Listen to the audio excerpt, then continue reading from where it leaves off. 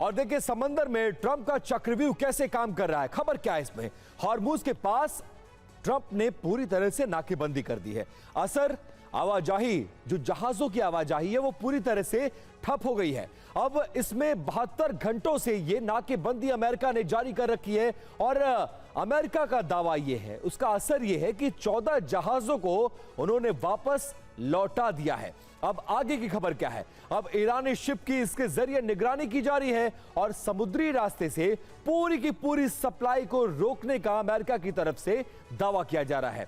अब ईरानी तट की निगरानी हो ही रही है, लेकिन इस बीच ईरान के हर मूवमेंट पर असर भी हो रहा है। हालांकि ईरान इन खबरों से मना करता है। अब आगे क्या है, नाकेबंदी के लिए अमेरिका ने 2 गाइडेड मिसाइलें और डिस्ट्रॉयर तैनात करके रखे हैं।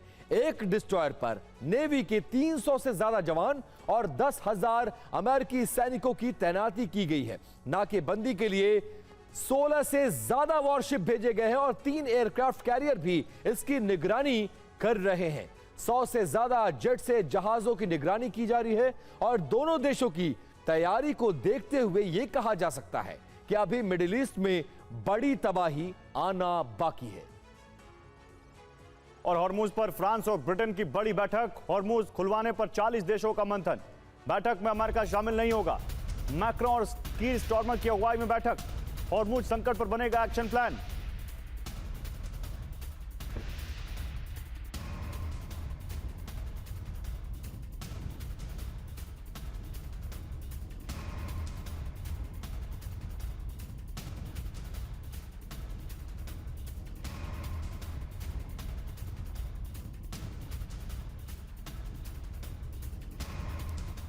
और अमेरिकी राष्ट्रपति ट्रंप ने बड़ा दावा किया है, ईरान हमसे समझौता करना चाहता है। ट्रंप यह कह रहे हैं ईरान एटमी हथियार नहीं रखने पर अब सहमत हो गया है, लेकिन डोनाल्ड ट्रंप की बातों पर कितना भरोसा किया जाए यह भी एक बड़ा सवाल है। हालांकि ईरान की तरफ से इसको लेकर कोई कंफर्मेशन या ट्रंप की बात का कोई समर्थन नहीं किया गया है।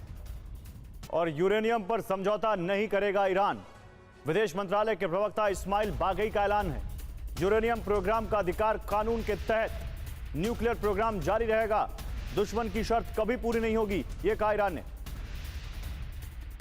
तो न्यूक्लियर प्रोग्राम को लेकर ईरान के विदेश मंत्रालय के प्रवक्ता ने कहा है कि यूरेनियम का अधिकार कानून के तहत है हमें और न्यूक्लियर प्रोग्राम जारी रहेगा, दुश्मन को कभी हम उसकी ख्वाहिश पूरी नहीं करने देंगे, दुश्मन की शर्त कभी पूरी नहीं होगी।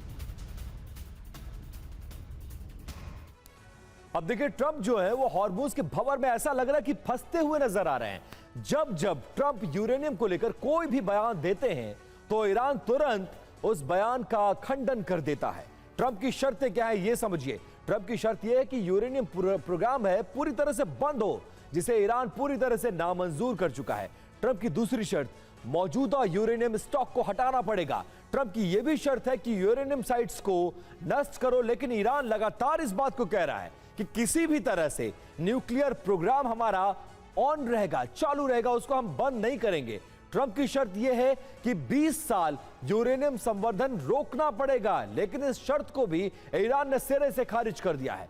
ईरान की न्यूक्लियर जिद है कि यूरेनियम इशू नॉन नेगोशिएबल है, जबकि कानून के तहत यूरेनियम संवर्धन, एनपीटी के तहत यूरेनियम संवर्धन और एनर्जी के लिए यूरेनियम संवर्धन, परमाणु बम बनाने का उसका कोई इरादा नहीं है। यह बात उसने क्लियर किया है।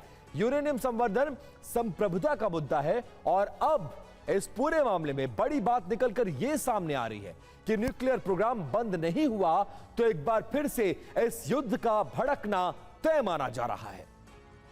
और जर्मनी के वित्त मंत्री ने चेतावनी दी है, ईरान युद्ध से रूस को फायदा होगा। जर्मनी के वित्त मंत्री लार्स क्लिंगबील का यह बयान है।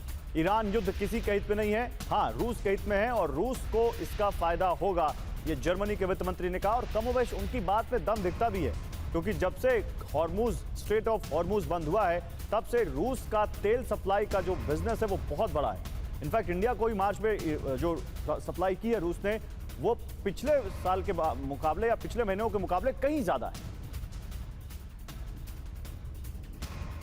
अब देखिए मोसाद ने जारी की है ईरान की ताजा तस्वीरें। हालात क्या हैं? सीज फायर के दौरान ईरान में पुनर्निर्माण तेजी से हो रहा है, मोसाद ये कह रहा है, और इसकी सैटेलाइट इमेज भी आपके सामने।